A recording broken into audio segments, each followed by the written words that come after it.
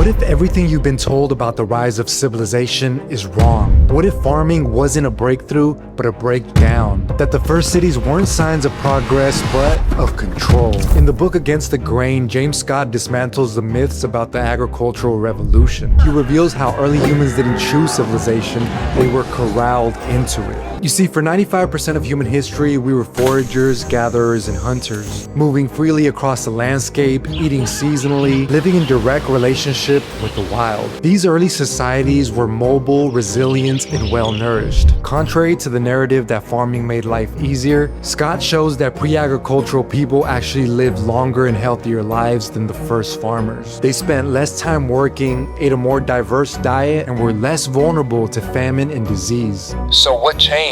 Roughly 10,000 years ago, some humans began to cultivate cereal grains like wheat and barley. Not because they were ideal foods, but because they could be stored, taxed, and controlled. See, grains made humans taxable to rulers. You can't tax a yam that's buried in a forest, but you can count bushels of wheat that were grown in a field. Farming didn't begin as life-enhancing technology, it was a tool of statecraft. But here's the twist. In domesticating plants and animals, we ended up domesticating ourselves. Sedentary life brought more than permanent shelter. It brought disease, hierarchy, and labor specialization. Walls went up, elites emerged, taxation, slavery, and warfare became institutional. The state didn't civilize people, it controlled them. Scott argues that many early people resisted this transformation. They fled from early cities, they burned down granaries. The wild was not something to escape, it was something to protect. Civilization, for many, was a prison, a system that made people easier to count, control,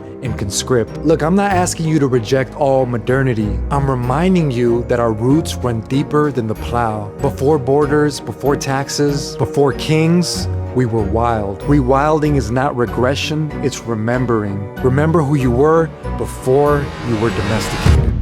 Stay balanced.